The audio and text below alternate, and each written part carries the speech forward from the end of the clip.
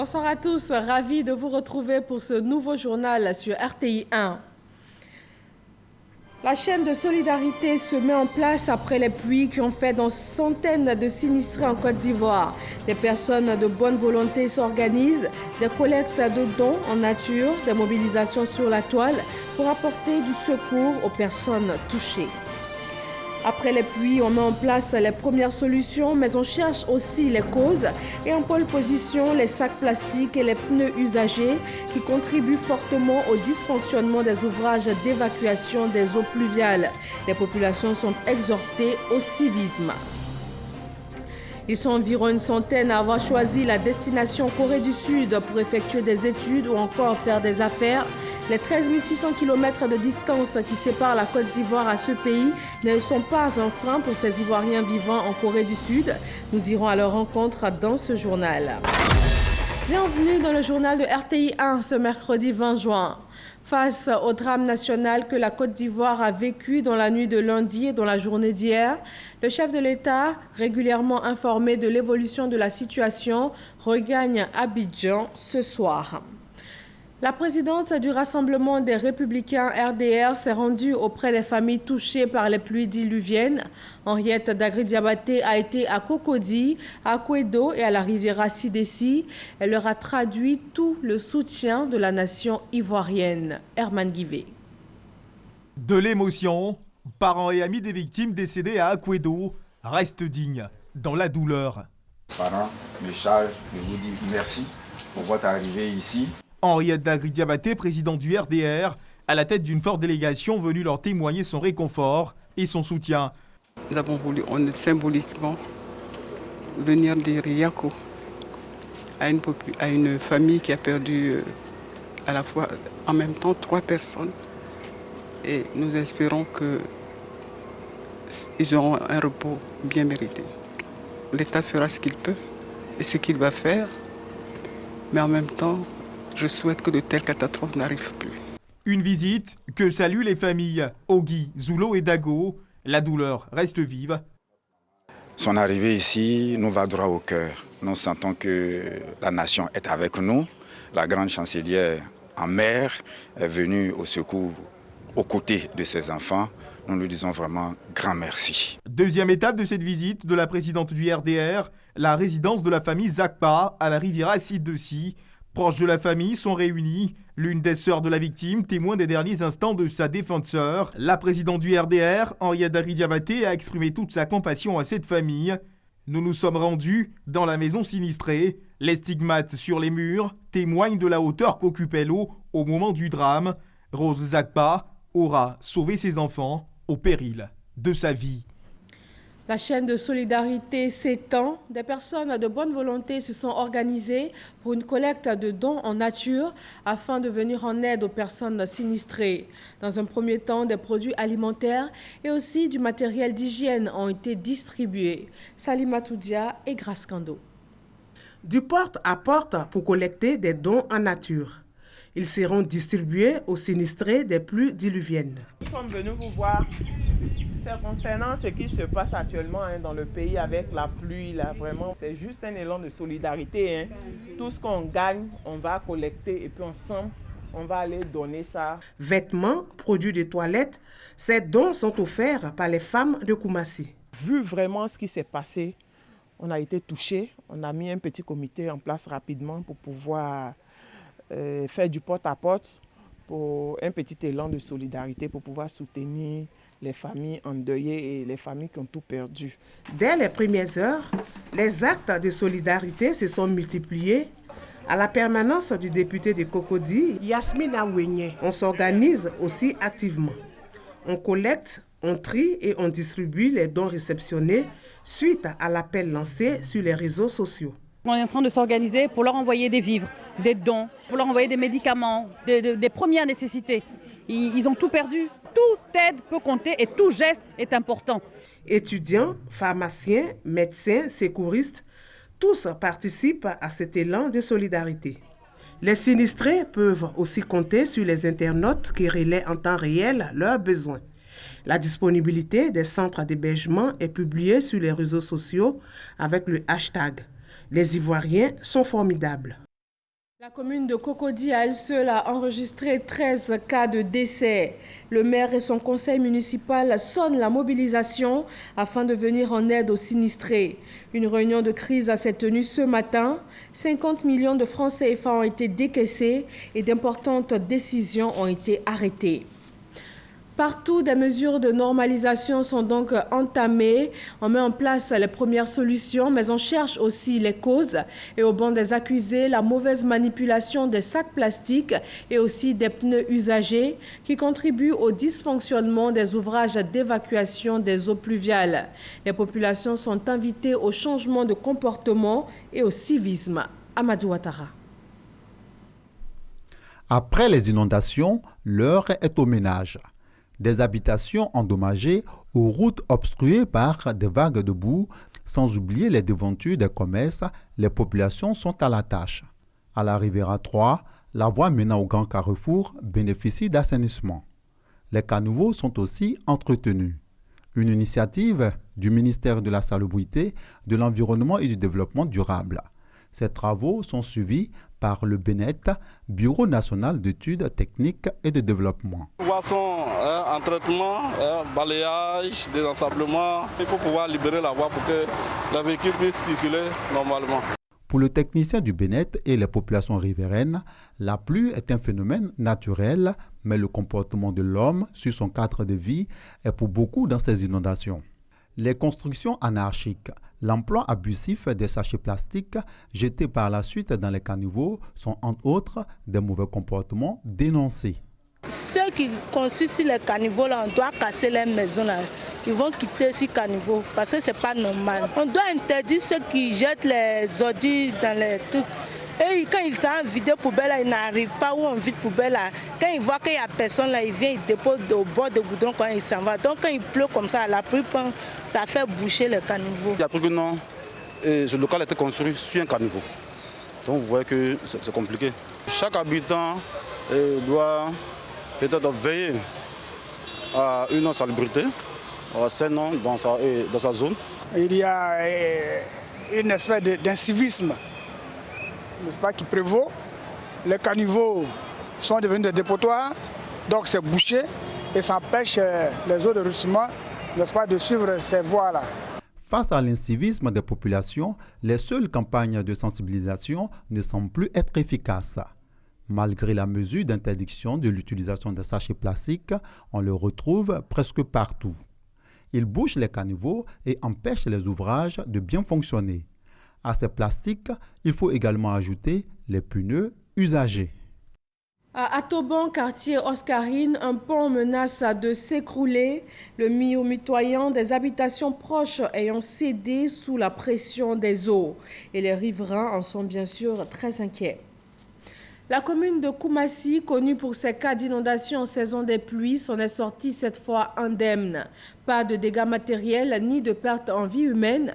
Des mesures préventives avaient déjà été prises par les autorités municipales. Salimatou Dia et Amadou Ouattara. Comme partout à Abidjan, Koumassi a connu les pluies diluviennes. La commune n'enregistre aucun dégât selon les autorités municipales. Pas de dégâts en perte humaine, pas de dégâts matériels signalés. Des mesures préventives et d'accompagnement avaient été prises pour faire face aux éventuelles inondations. Koumassi, pendant longtemps, a été l'une des communes les plus difficiles en matière d'assainissement et de voirie. Et nous avons attendu de nos partenaires assermentés en la matière et ne voyons pas venir les choses. Nous avons anticipé nous-mêmes. Nous avons pris des équipes qui ont fait le travail à la place d'Assaut Assainissement.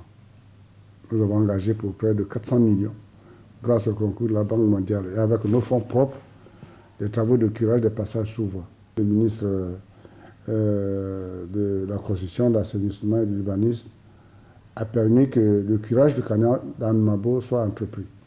Donc toutes ces choses combinées ont fait que l'eau pluviale circule, l'eau usée circule, et ces facteurs ont fait que le pire a été évité à Koumassi et nous devons vraiment nous en réjouir.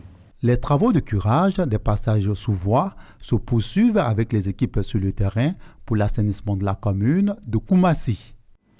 Le dernier bilan de ces pluies diluviennes a fait état de 20 morts, dont 18 à Abidjan, un à Tiasalé et un autre à Guibérois. Le comité de crise réunissant plusieurs ministères, des directeurs et forces de l'ordre s'est retrouvé ce mercredi afin d'élaborer un plan d'action qui sera présenté au Premier ministre. Nous écoutons le communiqué qui résulte de cette rencontre. Aujourd'hui, avec la catastrophe que nous avons enregistrée il y a 48 heures, il fallait forcément que le comité se réunisse à nouveau pour faire l'état des lieux et puis dégager un certain nombre de mesures à proposer à M. le Premier ministre. À ce jour, nous sommes à 20 morts enregistrés, dont 18 à Abidjan, un cas de décès à Tiasalé et un cas de décès à Guibérois. Un bulletin météorologique annonce une relative accalmie le mercredi 20 et le jeudi 21 juin avec de faibles pluies, mais une reprise des fortes pluies probablement dans la nuit du jeudi 21 au vendredi 22 et dans la matinée du vendredi 22 juin avec des possibilités d'inondation sur le district d'Abidjan. La Riviera Palmeraie, Riviera Alabra, à Toban, les techniciens de la compagnie ivoirienne d'électricité sont à pied d'œuvre pour remettre en service les postes inondés et les compteurs électriques abîmés par le passage de l'eau dans la nuit du lundi au mardi dernier. Les travaux ont débuté dès la fin de la pluie et ont permis de rétablir l'électricité dans plusieurs quartiers. Les agents estiment pouvoir traiter les cas particuliers restants dans les prochaines 24 heures. Voilà pour ce chapitre consacré aux pluies torrentielles qui ont endeuillé la Côte d'Ivoire. Direction maintenant l'Indonésie qui fait aussi face à un accident dramatique. 192 personnes disparues après le naufrage d'un ferry dans le nord-ouest du pays. Une embarcation en bois a coulé lundi dans le lac Toba. Les secouristes soulignent que le nombre de personnes qui se trouvaient à bord n'est pas connu. Le ferry n'avait pas de manifeste et les passagers seraient montés à bord sans billets. L'actualité dans le domaine de l'économie ici en Côte d'Ivoire. Le financement de la croissance verte en Afrique est au cœur d'une rencontre du ministère de la Salubrité. Les institutions financières internationales présentes à cette rencontre ont pu faire bénéficier de leur expertise aux pays africains qui recherchent 1500 milliards de francs CFA en vue d'un développement durable. Jean-Luc Bangbo. Les experts estiment à 1500 milliards de francs CFA par an le montant des investissements à réaliser pour atteindre les objectifs de développement durable en Afrique. Face aux moyens limités des États, le financement de la croissance verte sur le continent nécessite une participation à plus grande échelle du secteur privé. Il faut trouver des moyens, des astuces, des innovations financières qui permettent au secteur privé de venir aider l'État à pouvoir se combler ce gap dans la finance verte. Nous aidons donc les financiers à comprendre le risque vert et le considérer comme n'importe quel risque et pouvoir le financer pour que leur part de marché dans le business de demain s'accroisse. Une croissance verte qui passe surtout par une meilleure intégration des PME à l'économie verte. Il faut que le financement qui existe puisse arriver aux petites et moyennes entreprises. Aujourd'hui, ces financements n'arrivent pas. Plus de 50% de demandes des petites et moyennes entreprises de crédit sont rejetées. Si on veut que notre économie soit une économie plus durable, si nous voulons que notre croissance soit plus verte, il faut intégrer les petites et moyennes économies dans cette économie verte. La croissance verte repose sur un modèle qui permet d'améliorer la vie des populations tout en respectant leur bien-être à la fois social et environnemental. Cela exige l'amélioration du climat d'investissement à travers notamment un soutien politique. En Côte d'Ivoire, le cadre législatif et réglementaire des investissements verts a été renforcé ces dernières années, avec notamment le vote en 2014 de la loi d'orientation sur le développement durable, du code d'investissement et du code de l'électricité. Un texte sur une fiscalité environnementale incitative est également en cours d'élaboration en vue de son adoption par les parlementaires ivoiriens. La Côte d'Ivoire est le premier pays d'Afrique francophone à accueillir une conférence et des ateliers sur la finance verte. EcoPlus, la rubrique économie du mercredi est consacrée aujourd'hui au modèle d'intégration économique d'Ivoiriens en Corée du Sud. Ils sont environ une centaine à y effectuer leurs études ou encore à y faire des affaires. Cette communauté ivoirienne du pays du matin frais est un modèle de réussite d'intégration économique parmi les communautés étrangères dans ce pays. Cheikh Koné.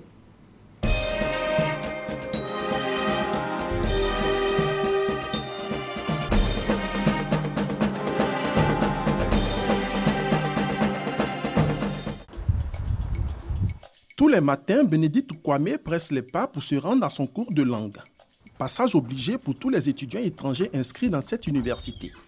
Mais ne vous y méprenez pas, nous ne sommes pas dans une université européenne ou américaine. Nous sommes en Corée du Sud, au Sun Moon University, dans la province de Chungcheong, à une centaine de kilomètres de la capitale Séoul. Bénédicte vient de la Côte d'Ivoire. C'est en 2015 qu'elle intègre cette université avec une bourse de 5 ans d'une valeur de 20 millions de francs CFA, obtenue grâce à une communauté coréenne basée à Abidjan. Je n'ai pas vraiment choisi la Corée, mais j'ai été poussée par mon père qui a voulu que je parte en Corée parce que lui-même il était déjà ici. Et par curiosité aussi, je suis venue en Corée. Créé en 1972, le Sun Moon University compte 10 000 étudiants inscrits, dont 33 Africains et 6 Ivoiriens. Si cette destination intéresse de plus en plus d'Africains, en particulier des Ivoiriens, la langue coréenne, quant à elle, demeure la véritable contrainte pour ces aventuriers du savoir. Ici, il faut travailler plus que les autres. Même si l'autre a 90%, tu dois travailler encore plus que 90%. Le plus souvent, les étudiants étrangers sont de grands bosseurs. Je les aime bien. J'ai beaucoup d'estime pour eux.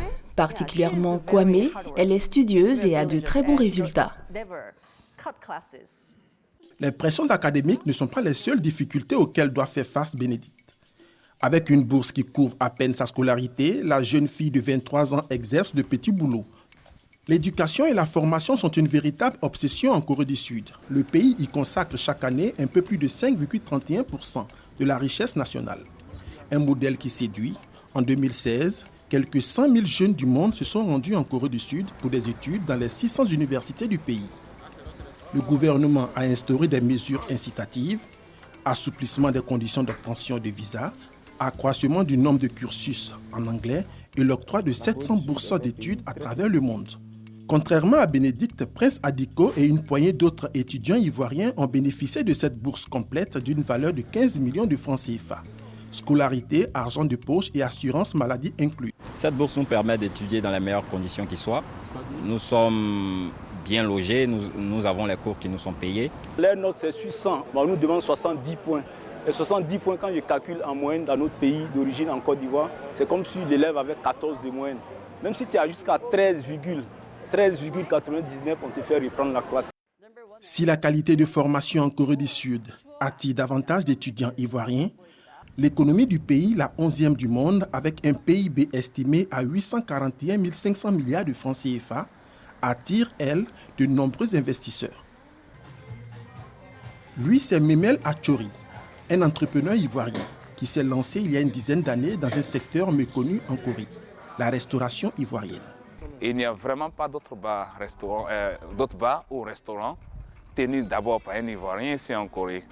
Et il n'y a vraiment pas aussi d'autres bars tenus par des Africains, voilà, ici en Corée. Donc c'est pour cela que vous allez voir qu'il y a une multitude de toutes les communautés qui se regroupent au sein de ce bar parce qu'ils se sentent chez eux à la maison. Memel s'est bâti une renommée dans tout le pays. Son restaurant-bar basé dans la ville périphérique de Songtan est devenu le carrefour de toutes les communautés africaines et au-delà. Koulibaly Ahmed est un habitué du restaurant-bar de Memel. Cet Ivoiro-américain recruté dans les forces spéciales américaines en Corée est fier de retrouver une partie de sa culture. Ça m'amène à voir l'ambiance du pays. On a toujours envie de manger la tiké avec du poisson braisé, la banane, tout. Voilà, quelque chose qu'on retrouve, c'est extraordinaire. La clientèle de Memel est aussi diversifiée que ses mets. On y trouve de tout, principalement de la tiké, le mets le plus demandé. Coût d'investissement de ce business, 50 millions de francs CFA. Un chiffre d'affaires annuel d'une centaine de millions de francs CFA par an, avec à la clé une quinzaine d'emplois créés. Je suis arrivé et j'ai étudié les possibilités. La chance m'a souri et tout est parti. Je dis ça chaque fois le matin quand je me réveille. Je me regarde et je pense que je suis aussi un modèle de réussite pour toute personne. Parent de 2 enfants, Memel et son épouse Kim envisagent d'agrandir ce business. C'est d'ouvrir des franchises ici, c'est de faire connaître la cuisine ivoirienne au peuple coréen. C'est de faire savoir qu'en Côte d'Ivoire aussi, nous avons certaines qualités. La diaspora ivoirienne, l'une des plus petites communautés africaines en Corée, ne compte qu'une centaine d'Ivoiriens. L'exemple de Memel ne court pas les rues. Yacouba Bamba n'a pas eu cette chance. Mais aujourd'hui, il s'est lancé dans le secteur de l'import-export. En situation irrégulière depuis 2 ans, Yacouba n'a pas pu se rendre en Côte d'Ivoire pendant 16 ans. Nostalgique, il envisage de retourner dans son pays. Enfin, je suis en Corée, mais je pense chez moi. Oui, de tout chez nous, c'est un bon pays. Seulement, on avait les difficultés. Sinon, pas ça, je pense chez moi à tout moment. 16 ans, c'est pas facile. Je vois mes enfants, ils parlent seulement la langue coréenne. C'est pas mon souhait. Oui, je pense, bientôt même, je pense pour rentrer en Côte d'Ivoire. Il y a 2 sortes de candidats qui viennent ici en Corée du Sud. Il y a au moins une trentaine d'étudiants ivoiriens qui bénéficiaires de bourses de la coopération coréenne. Il y a aussi des Ivoiriens qui viennent, vous savez, à l'aventure, comme ils disent ici, c'est chercher. Et donc, ils viennent là et puis ils travaillent. La Corée a besoin de main-d'œuvre. La population coréenne vieillit et donc il y a un problème d'emploi. De Bénédicte à Yacouba en passant par Memel, chacun des acteurs de cette diaspora joue sa partition. Qui dans l'économie du savoir et qui dans les affaires, avec pour finalité le développement économique de la Côte d'Ivoire.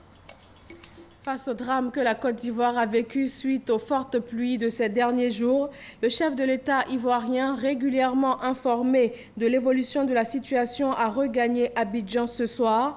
Le président Alassane Ouattara est arrivé à 19h45. Nous vous proposerons sa déclaration tout à l'heure en fin de journal. Aujourd'hui, mercredi 20 juin, c'est la journée mondiale des réfugiés. Le gouvernement ivoirien et le HCR réaffirment leur engagement pour la protection et l'assistance aux réfugiés. Olivier Iriebi et Abou Sanogo. Et ils sont plus de 1500, les réfugiés vivant en Côte d'Ivoire, qui bénéficient de la protection et de l'assistance des autorités et du Haut Commissariat pour les réfugiés. Les difficultés socio-professionnelles et administratives auxquelles ils sont confrontés a amené le gouvernement à entreprendre des démarches pour faciliter leur intégration.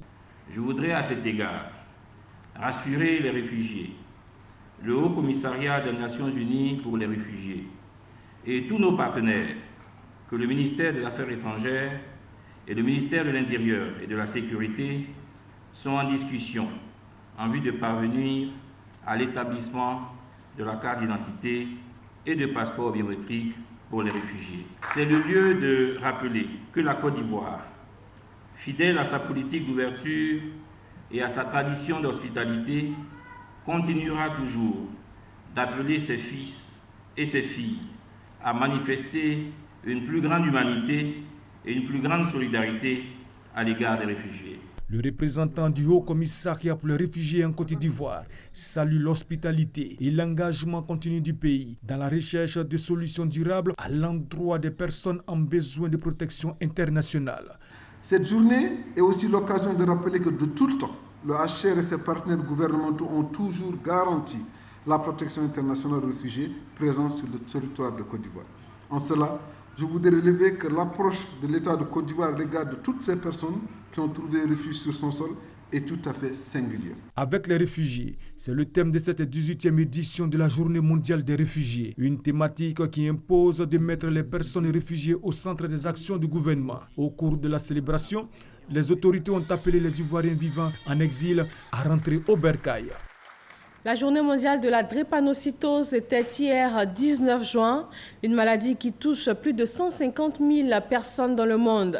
En Côte d'Ivoire, le taux de prévalence est d'environ 12% de la population totale et on estime à entre 6 000 et 8 000 naissances par an de sujets atteints d'une drépanocytose majeure et qui ont besoin d'une prise en charge. Ami Sissoko. Centre national des transfusions sanguines, CNTS de Trècheville. Célébration officielle de la journée mondiale de la drépanocytose. Séance de dépistage au programme. Souvent, j'ai très mal aux os, donc c'est pour ça que je n'ai pas hésité à venir me faire dépister. Quand on parle de dépistage, c'est faire l'examen qu'on appelle l'électrophorèse de l'hémoglobine. Dans la population ivoirienne, la plupart des personnes sont asymptomatiques. Ça veut dire que ça ne présente pas de signes. Si aujourd'hui nous avons des malades qui présentent des signes graves, c'est parce que les parents ont été ignorants de leur statut. Les dépistés positifs à la maladie sont pris en charge par l'unité thérapeutique transfusionnelle du CNTS. La drépanocytose est une maladie héréditaire du sang qui est peu connue. Pour donner un visage à cette maladie, le 19 juin est décrété Journée mondiale de la drépanocytose. Le groupement des ONG ivoiriennes de lutte contre la drépanocytose était là pour donner de la voix en vue de sortir la maladie de l'ombre. J'ai fait 4 enfants, le premier AA, le deuxième SS, le troisième AS et puis le quatrième SS. Malheureusement, les 2 SS sont décédés. Donc c'est pour ça que je mène cette lutte-là, pour qu'on reconnaisse la maladie. Et puis pour que le pouvoir public nous vienne en aide. La maladie n'étant pas très bien connue, les hématologues n'étant pas très nombreux non plus, ce qui se passe souvent quand les enfants sont malades, la prise en charge est un peu difficile. Mais s'il y a un centre médical dédié, non seulement on aura des spécialistes qui seront disponibles, mais toutes les complications liées à la maladie pourront également être prises en charge sur un même site. En attendant, et pour soutenir l'unité thérapeutique transfusionnelle, le groupement des ONG ivoiriennes de lutte contre la drépanocytose a remis symboliquement des médicaments. Les militants du Rassemblement des Républicains RDR étaient hier soir à la rue Le Pic au siège du parti. Objectif de cette rencontre, parler du choix du ministre d'État Ahmed Bakayoko, vice-président du RDR, comme candidat à l'élection municipale dans la commune d'Abobo. Moussa Konaté. Les militants du Rassemblement des Républicains de la commune d'Abobo sont d'accord pour le choix d'Ahmed Bakayoko comme candidat à l'élection municipale. Ils sont venus l'exprimer à la direction du parti. Abobo veut saluer en la personne du ministre d'État Ahmed Bakayoko un grand commis de l'État de Côte d'Ivoire. Je voudrais ensuite me réjouir avec toute la population d'Abobo du fait que le président du parti a bien voulu nommer le ministre d'État Ahmed Bakayoko pour qu'il se charge désormais avec la ministre Pemo Jeanne des affaires d'Abobo. Abobo doit demeurer le bastion du RDR. Conscient de cet enjeu, Ahmed Bakayoko appelle à l'union pour relever les défis. Abobo peut aller de l'avant si des gens ont réussi à être unis. Je viens pour que la solidarité devienne une réalité vivante et forte à Abobo. On va travailler ensemble pour développer Abobo. On va travailler ensemble pour changer profondément Abobo. On va se serrer les coudes très sérieusement pour que le président soit fier, pour que le parti soit fier, pour que les militants soient fiers et que Abobo demeure le bastion imprenable du RDR. Qu'Abobo soit pour le RDR comme Soweto pour l'ANC. Les gens parlent, mais c'est un bastion imprenable parce que personne ne pourra arracher Abobo au RDR.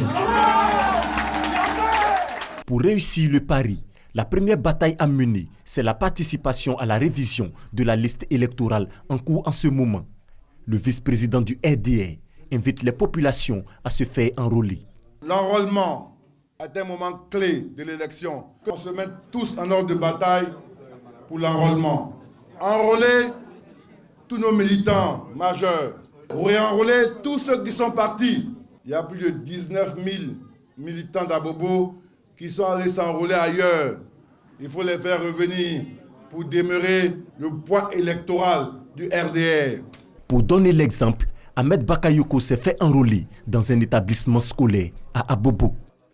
La commission électorale indépendante CEI a rencontré les jeunes blogueuses de Côte d'Ivoire, une rencontre de sensibilisation à l'endroit des jeunes et en général, et aussi surtout pour les nouveaux majeurs à se faire enrôler sur la liste électorale. Ahmed Traoré et Abou Sanogo. La CEI, la Commission électorale indépendante, veut renforcer sa présence sur les réseaux sociaux, ce en partenariat avec les blogueuses. L'objectif étant de mieux sensibiliser les jeunes sur l'importance de la révision de la liste électorale qui débute ce lundi 18 juin. Voter est un droit. Et participer à la gestion des affaires publiques est la pierre angulaire de toute démocratie. Je crois qu'il faut que nous le comprenions tous, jeunes, femmes, adultes, que nous le comprenions. Nous avons choisi pour notre pays la voie de la démocratie. Une démarche appréciée par les blogueuses qui s'engagent à jouer leur partition. Pour la révision de la liste électorale, la CEI a bien voulu s'associer à nous pour mener une campagne digitale en prélude à cette révision de la liste électorale. Antoine Adou, coordonnateur technique de la révision de la liste électorale, a rappelé que l'opération concerne les jeunes qui ont 18 ans révolus au 31 mai 2018. L'actualité en bref dans le monde. Premier point, le Mali. 25 corps ont été retrouvés mi-juin après que les soldats ont procédé à des arrestations dans la région de Mopti, dans le centre du pays. Ahmed Traoré et Abou Sanogo.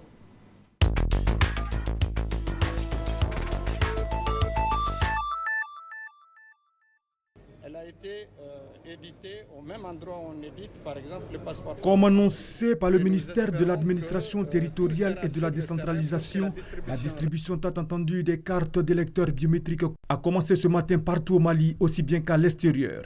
Dans les zones urbaines, la distribution se fera dans les centres de vote.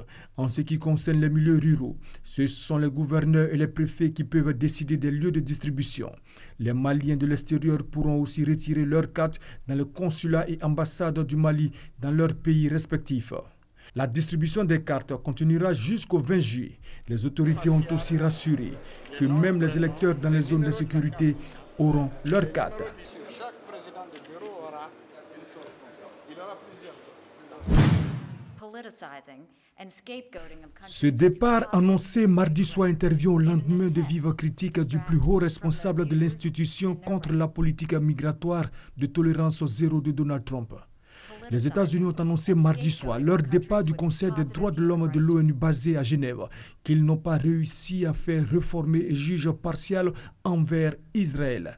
L'annonce de ce départ, longtemps brandi comme menace, est intervenue vers 21h temps universel, soit 23h à Paris, à Washington, lors d'une allocution de l'ambassadrice américaine de l'ONU, Nikki Haley, qui n'a pas hésité à qualifier l'institution de cloaque de partis pris politiques. Nous prenons cette mesure parce que notre engagement ne nous permet pas de continuer à faire partie d'une organisation hypocrite et servant ses propres intérêts, qui fait des droits de l'homme un sujet de moquerie. Le chef de l'État ivoirien a regagné Abidjan. Il est arrivé ce soir, il y a tout juste quelques minutes. Nous vous proposons sa déclaration. Mes chers compatriotes, mesdames et messieurs, notre pays, et particulièrement la ville d'Abidjan, a connu dans la nuit du 18 au 19 juin dernier de très fortes pluies qui ont enregistré des drames humains et d'importants dégâts matériels, témoignant ainsi de l'intensité de ces intempéries liées au changement climatique. Ceci explique tout notre attachement à participer à faire en sorte que les décisions prises pour améliorer le climat puissent être mises en œuvre par la communauté internationale. Le gouvernement s'est réuni en urgence dès le mardi matin en vue de prendre des mesures immédiates. Et j'ai suivi avec le Premier ministre, mais aussi avec beaucoup de consternation, l'évolution de la situation sur le terrain. Le bilan est lourd même très lourd je dirais, ressort à 20 morts, dont 18 à Abidjan, 1 à Thiassalé et 1 à Guibéroa. Je voudrais donc, au nom du gouvernement et à mon nom propre, présenter mes condoléances les plus sincères à tous ceux qui ont perdu un parent, un ami ou un proche. Je souhaite un prompt rétablissement aux blessés et j'ai une pensée pour tous ceux qui ont subi des dégâts matériels énormes pour certains. Je salue le courage et l'engagement, le professionnalisme de nos sapeurs-pompiers déployés au chevet des populations sinistrées. Bien merci à nos sapeurs-pompiers. Leur sens du devoir et leur réactivité ont permis de sauver des vies et de mettre en sécurité des centaines de personnes.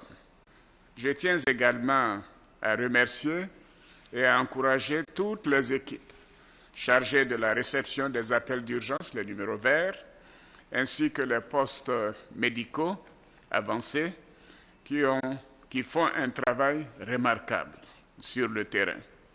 Enfin, je salue le formidable élan de solidarité. Mes chers compatriotes, la Côte d'Ivoire est là, debout, solidaire et rassemblée face à ces événements tragiques. En de pareilles circonstances, il était impératif que j'écourte mon séjour et que je vienne auprès des populations sinistrées pour témoigner ma compassion, ma solidarité et pour agir face à de tels drames. J'ai donc convoqué dès demain, jeudi 21 juin, une réunion du Conseil de sécurité à 11 h au Palais de la Présidence de la République. Des décisions immédiates, en plus de celles qui ont déjà été prises par le gouvernement, seront prises en vue de continuer de soulager les populations. C'est un moment douloureux et j'en appelle au rassemblement de tous les Ivoiriens et la compassion à tous. Je compte sur le sens du civisme de chacun de nos compatriotes et surtout de tous, y compris les populations vivant en Côte d'Ivoire. Je vous remercie. Voilà, c'était là le message du chef de l'État qui vient d'arriver à Abidjan. Merci à tous de votre attention. La rédaction de RTI1 vous souhaite une très bonne fin de soirée et surtout de la prudence en cette saison pluvieuse.